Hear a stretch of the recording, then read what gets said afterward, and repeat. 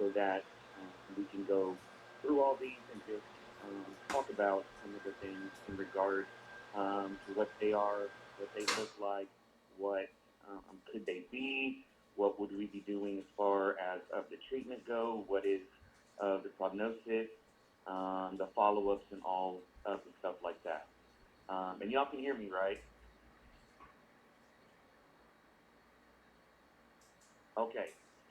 Well, I would like to ask of the questions and everything, but it seems like in here, since I can't see y'all's faces, then I'm just going to be just chatting, okay? So up here first, we've got the keratosis, right? We know that it is of a benign, which I am going to go through all of the benign stuff to start off with. But we know that all of these things look, like each other. But there's specific of the terms that are associated with each one of them. So we know that these ones are classically looking like it's of a greasy thing, right? So they're having all of the stuck on and greasy. It just looks like it's not the other things specifically for that. We have some of the treatments that we could do for these things, which the first step is usually some of the liquid nitrogen. But if that's not working, then we could get into some other stuff. Um, Oftentimes, we will be using of the scope to look into these things just in case we do think that it cannot just be of the keratosis, then it would be a referral or, some of the biopsy to do on these things. So that one is all of the keratosis, okay? Up next, we have, let me get this. Up next, it's of the keratosis, right? So it's of the stucco. It looks as if it is some whitish pustules.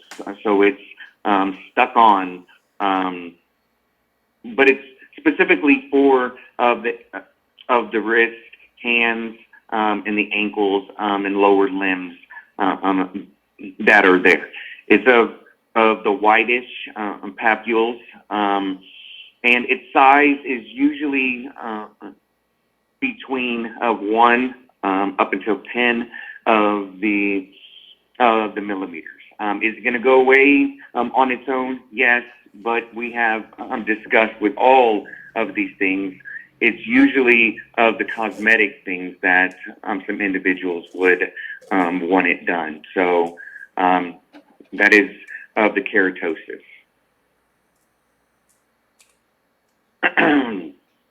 Morgan Freeman, right? So that is a papulosa nigra. And we know that it is more common with African Americans as well as Hispanics. Again, it is absolutely benign, but oftentimes there are some individuals who have of that cosmetic stuff, right? LeBron James. I always say that. Anyways, so that one, I'm right there.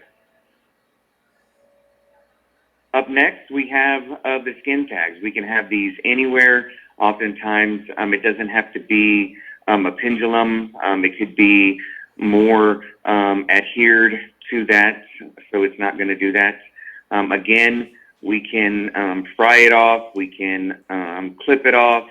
We can do those things. But again, that is one of the requests that would come from our patients who would like it off. Dermatofibromas, okay? These are raised up. They could be of the color here. It could be some light pink to dark pink. But one of the things that is significant with of a fibroma like this is of the dimpling, right? So if we're going to hold it between our fingers and squeeze onto it, then we could be able to see that of a belly button that is forming there to just let us know, okay? Treatment-wise, again, these are not of the things that necessarily have to have that, but if they're asked, then we can push it forward.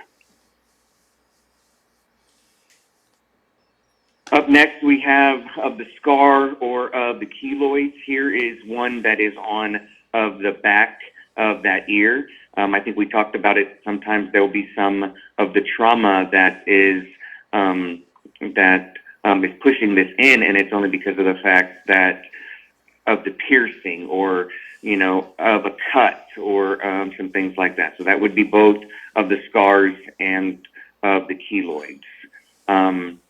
We know that they look a little bit different. If it is a scar, then we would see some surrounding tissue that was elicited into this. But we know that this oftentimes could have that. Now, sometimes these can have some pain, or it could just be having some breakdown of it. So we call that atrophy. So what could be some of the treatments just for that? Well, we could do some of the topical stuff, or we could do some intralesional steroids, right? So we can inject those of the steroids into it to shrink it down a little bit, or to treat that of the things. Yes, if you have one of those things, it can hurt. And so that's the reason why the patients don't like how it looks, but could also just want it taken away. So, yes.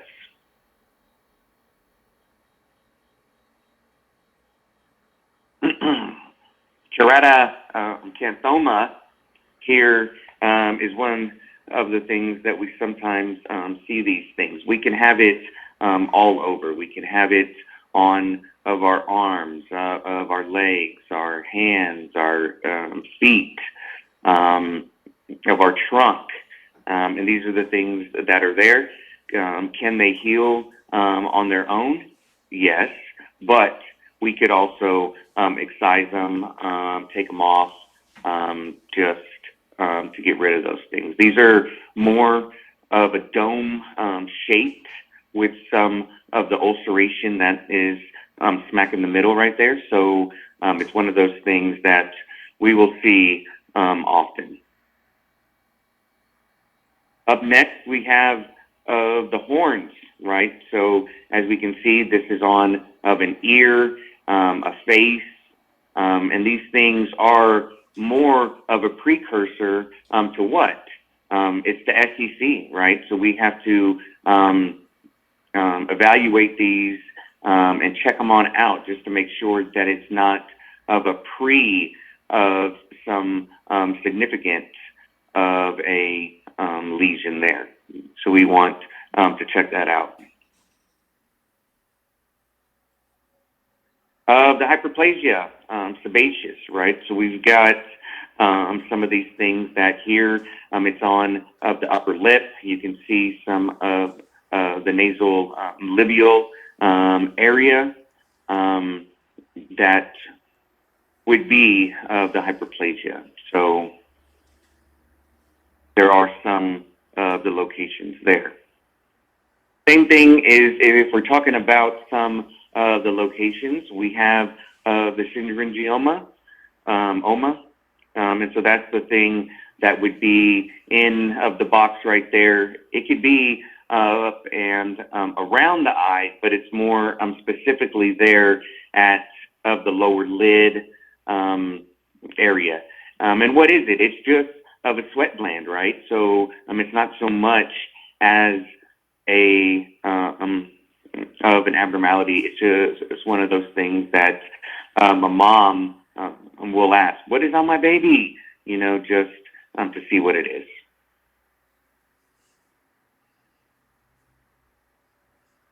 Up next, we've got the neurofibromas. As you can see, they are all over. You can have this on every of a location on the body. They are asymptomatic. It can be one or it can be many, many, many. So it's one of those things to look over. Angioma. So here's of the cherry stuff. We can see it's not just only one on here, but it's one that is of the bigger ones, right? So it's more of a good one. If we would have to evaluate and test this one, then that would be our first choice is for the larger one. Because of the fact that it's called of a cherry angioma, then we know that this is of a vascular aspect of its root and cause. So that's the cherry. Up next we have of a spider, which has some of the telly on it, right?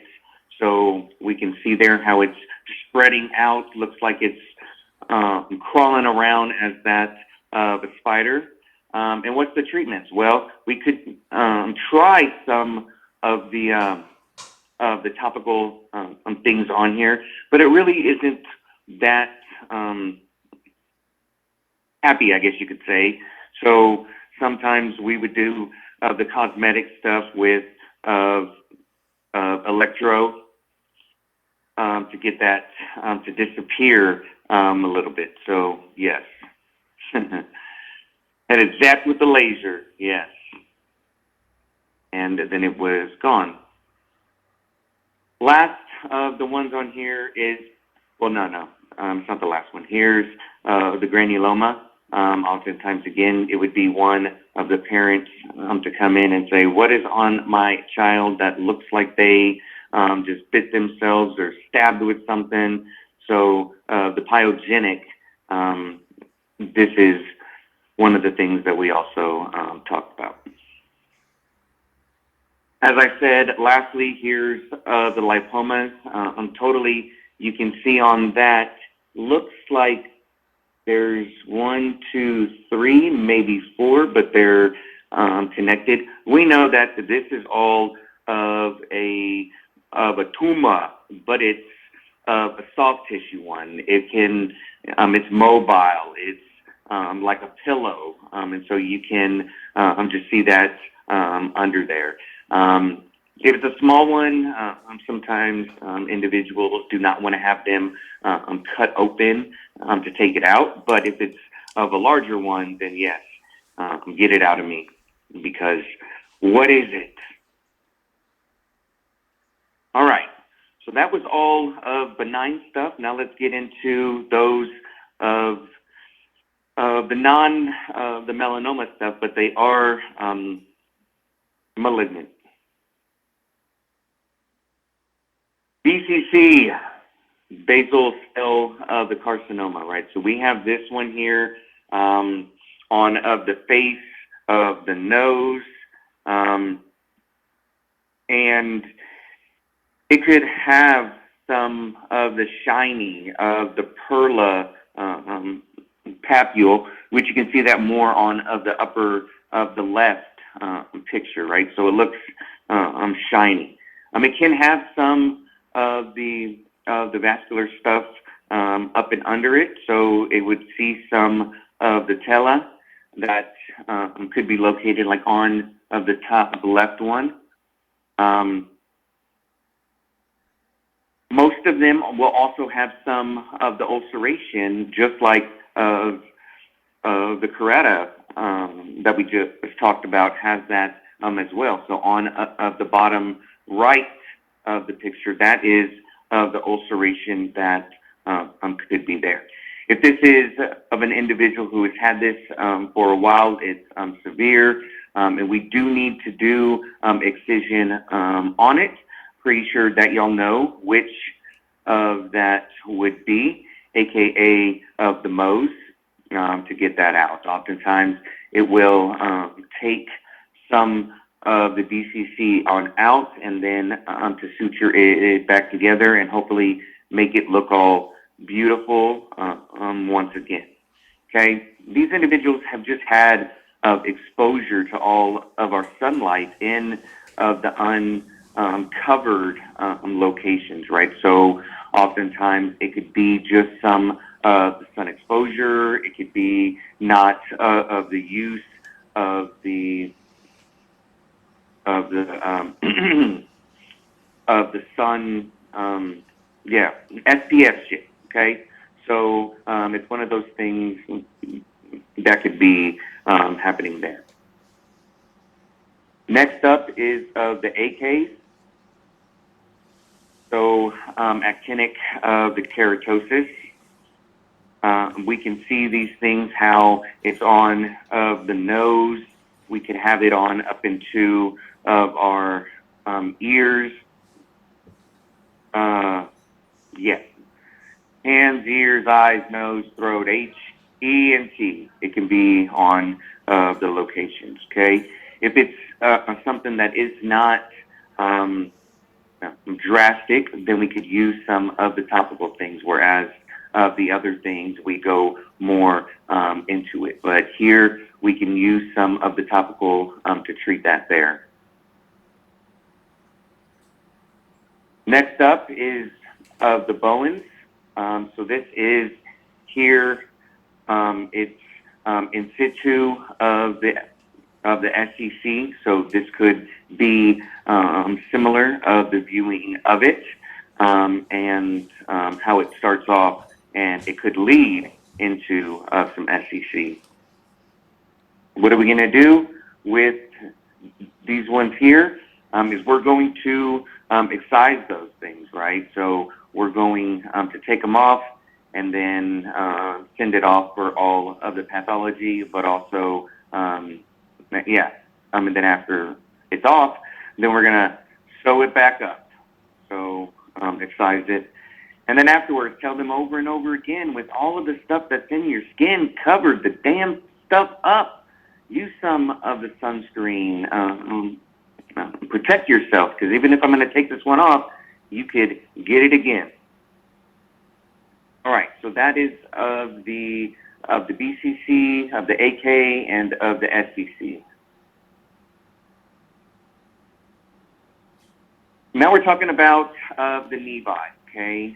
Instead of putting all of the pictures of the junction, of the compound, of the dermal, these things are in and of themselves, right? So we can see the junctional, it's flat, it could be slightly the raised up.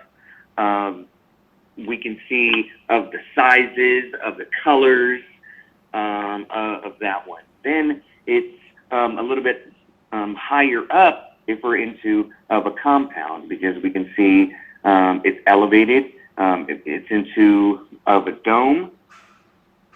And then of the dermal, it's even higher up. It can look pedunculated. It can look warty. And so those are the things there that we could see are of the differences of these ones here.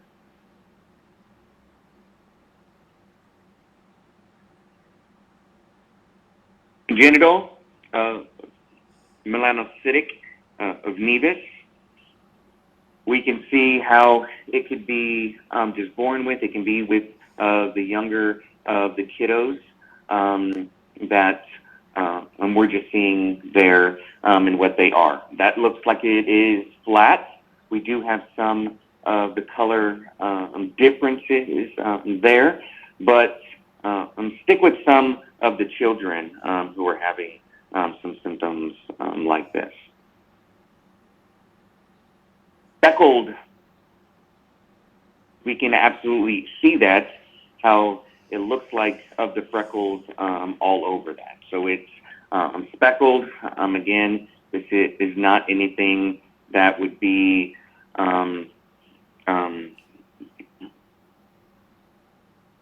melanoma, but it's one of those things that we would see. Becker's. So this is some of a dermatomal of hair growth. This can be in of the men. It can also be in of the females, but oftentimes they can just see of that of the hair growth in. It's not symmetrical. So it's not like it's all on both sides. It would only be on one of those things. Of the treatments of these things, you could shave it all off if you want to, or just live with it and like it.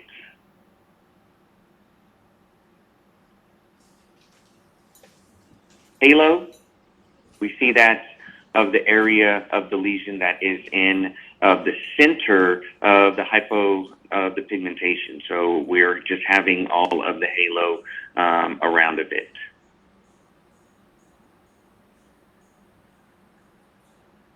Fits, that is one of the things that is of the face.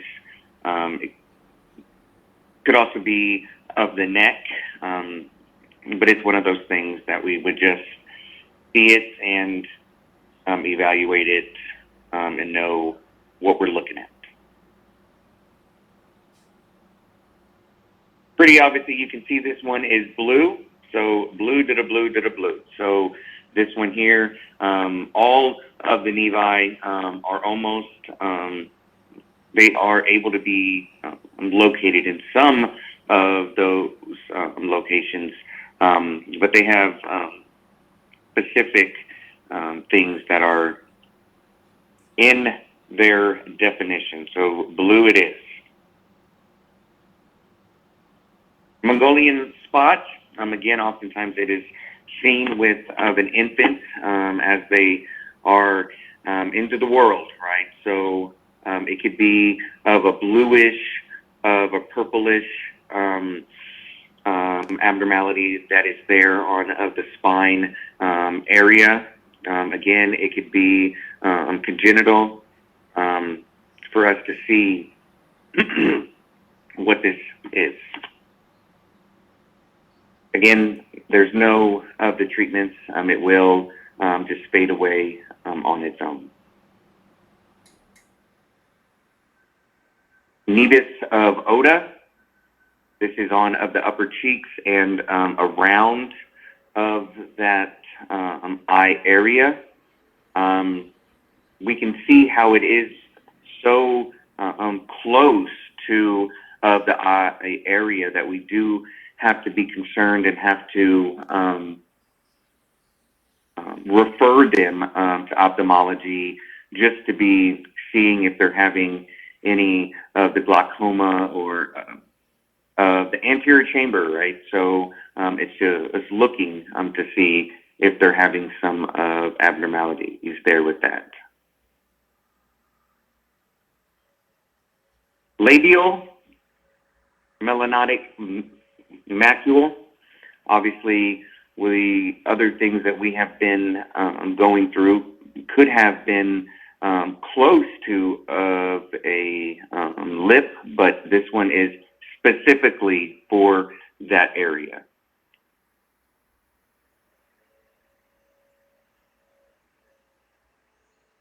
Last one here is of the port wine stain. So it looks like a flame that's all up and over that of an area there. So it's all above, below to the eye, to the cheeks, nose, and lips. So yes, that's the stain.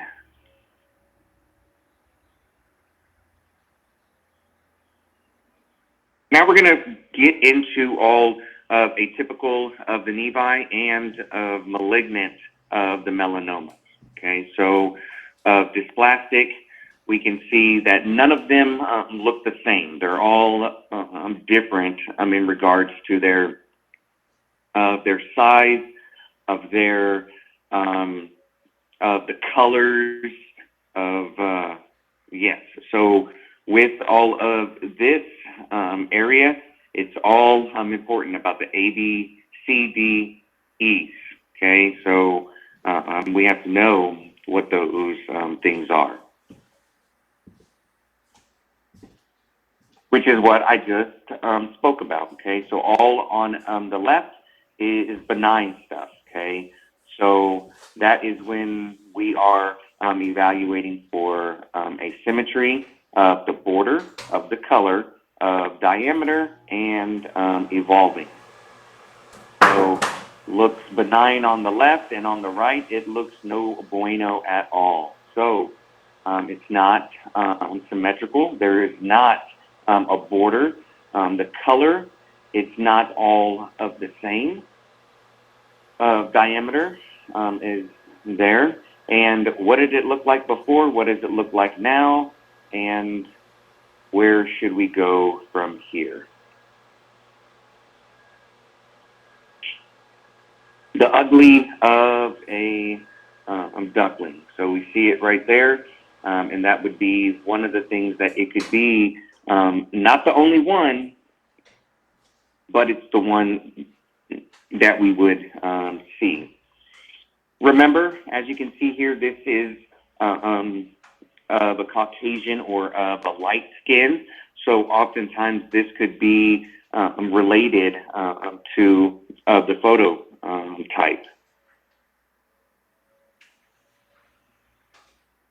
Let's say that we are right now in a exam room. We are a baby certified physician assistant, so we're inside of a family of a practice. If we think that is this of an ugly duckling, and we are concerned that it could be some melanoma, what are we going to do? Well, we're going to refer them on so that subject matter expert can look at it and not just have to see what we describe, okay? So I'm not going to do a punch biopsy. I'm not going to do the shave of a biopsy. I'm not going to excise this one. If I think what it is, then I'm going to let the specialist look at that.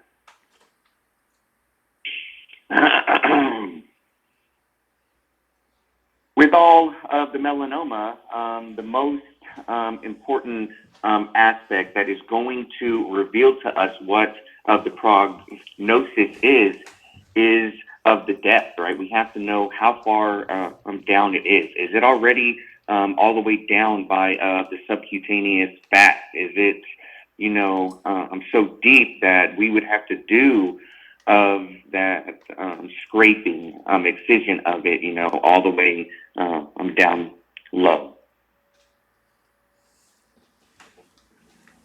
which is exactly what I was talking about. So we can see the melanoma, its epidermis, the dermis, and then all the way down into the fat layer. So the Breslow is of the thickness. We can see if it's all the way down, that is only of a 50% of a 5-year survival.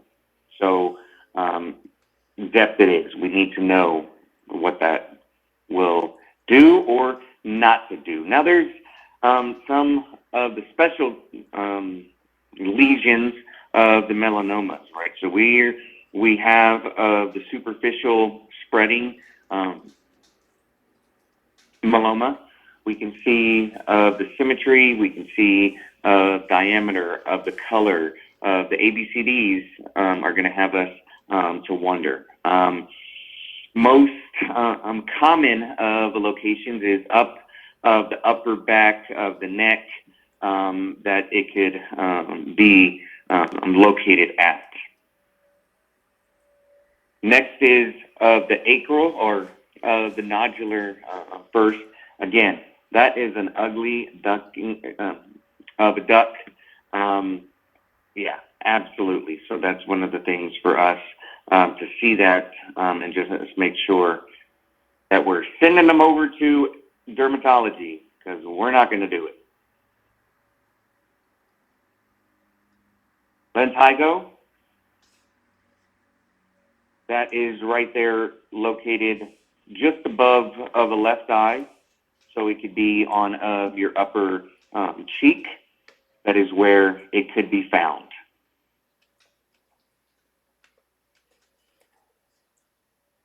Acral, that is the Hutchinson's sign. So that is the melanoma that is up and underneath of the nail.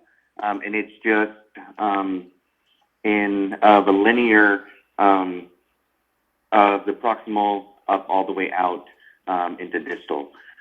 We talked about that. If it is some of the nail stuff, we could be doing some of a punch biopsy on a fingernail, or we could just distract it all and observe it where this is going to.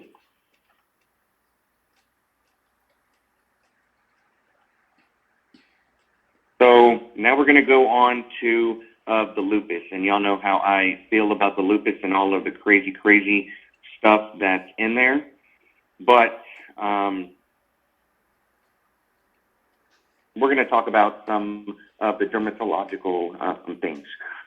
Right here, it's the butterfly, right? So we have this on the upper of the cheeks, and it's going up and over there. That is significance of a lupus there.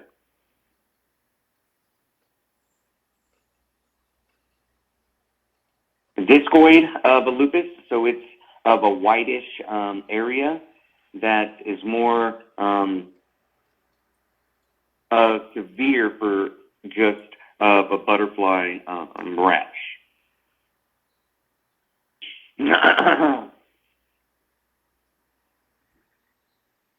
Back to the lupus stuff. We know that we have some of the phases of the systemic of the lupus erythematosis. And we know that we have acute, we have of a subacute, we have the discoid here that have specific locations, sizes, colors. So these are of the things that we would know in regards to each of those one of the phases. Sjogren's. So we know that this could be of our dry eyes. It could be of our dry mouth. We can have some of the inflammation of our glands and where they're at, right? Because we know that this impacts some parotid glands. So we're not having the water inside of our eyes and of our mouth. So and we know that there's that a special test for those eyes, where you put the paper in, and then we're taking out some of the calculations of how far that fluid gets into that the special test. We know that we do have some of the treatments for the eye drops, for the mouth, specifically what would be ideal and would be the first line treatments there. We also have some of the other symptoms that are associated with Sjogren's. If they're having some of fatigue, of myalgia, if they're having arthritic symptoms, and then we know that we have some of the first line treatments for that. So with this a syndrome, let's focus on the treatments to affect these things. What you could see and what you could treat with. Joint contractures, so we can see this in sclerosis. So the scleroderma, okay? We know that we could have some symptoms of that of arthritic, right? It looks like RA, but it's not specifically that one. It's more of sclerosis of the scleroderma, okay? We know that we can also see some of the Raynaud's of that, the symptoms. So we've talked about how it could be red, white, and blue. We have some individuals, we talked the other day about the snowball of the fighting. So if they get cold, they can have contractures there that have that, okay? If we can see these and we know those things, if we want to get of a more of a formal of a diagnosis, then we can do some labs, right? So, yes. We also have some of the crisis of the stuff. So if they're having the scleroderma, they can get into those of the other locations, right? So heart, lungs, you know, off and off and off and off and on. Renal, the kidney. What could we treat if we do not want them to have the hypertension? So what would we prescribe the medication for them to use if it is of a crisis that needs treatment as soon as we can? The helotropy rash, okay? This could be similar to the butterfly. However, this one is all of the nasolabial folds and then also onto of the eyelids, whereas lupus, it does not do that, okay? So this is another rash associated with of autoimmune. With the autoimmune, we can also see some of the gastrons of the papules. So looking like it's on of the hands. It's located at the joint areas, right? So we can see the MCP, of the PIP, and of the DIP that is specific of the joint locations for these ones.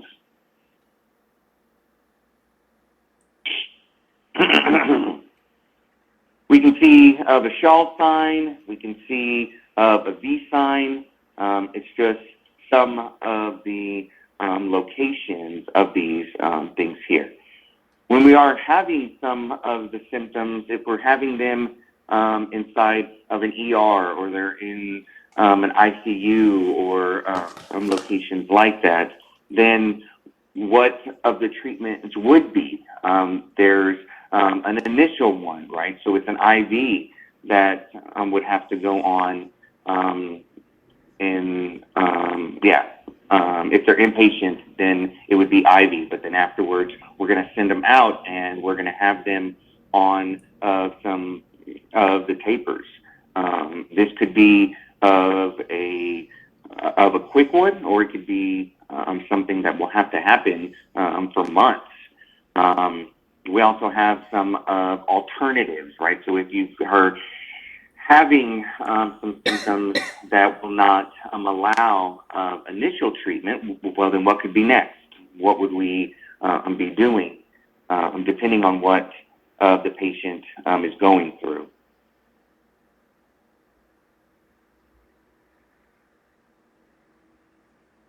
Mechanic hands, that is also autoimmune. We can see that it's going all the way up to the tips. And they don't feel good. They hurt. Levetto, reticularis, obviously autoimmune, and it's of a vascular abnormality that would be causing this.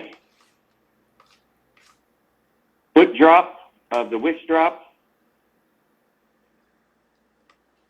We're having some of the neuro issues that are causing this. Not only would we be able to see some of the atrophy, we can see some of the physical signs here of what they can or cannot do. GCA.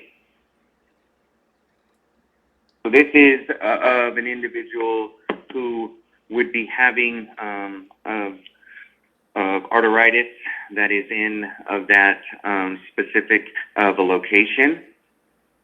They could be having some of the symptoms in regards to locations. So what's close to that? Well, there is some vision that could be affected. If we're doing, to look into the eyes, there are some things that we could see. We could also have some loss. There are some of the labs that would identify and help us into that of a diagnosis. So it's like of an ESR or of some others that are out there.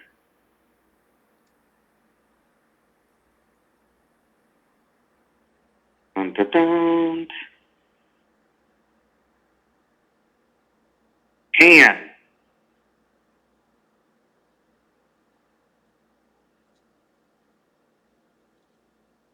We talked about this could be associated with some of the systemic disorders or disease. We also know that if we're having some of those systemic, that there are some of the medications that would alleviate or improve of the prognosis for of this process. All right, so now on to the fun stuff. So we looked at all of the pictures from a surgical aspect. We know that it could be of a shave biopsy with one of these razors to get that off. We can do of a punch biopsy depending on of the size. We know that if we can see the lesion, we do want up to the 2 millimeters around that lesion so that we can make sure that we collect it all. So of the size of that matters. Here's of excision, again, of the margins. We want of up to the 2 millimeters or even more to do get everything up and out. So we will excise that using a surgical blade to get that out. Last thing is us and of the sutures, okay? Where will of the sutures have to go? Where will be using? What is the size of these things? When is a removal of it? Is it going to remove itself, or are we going to have to cut those things out? Okay, so of the locations, what size and what material would we like to use? All right, so that is of the 55 slides of what we were, I'm going to go over for a review. I know that all communication in here is not easy. I will be on campus tomorrow and on Friday. So if we run into each other, if you have a question for me, just let me know. And we'll talk about that. Okay? So I know that y'all recorded this. So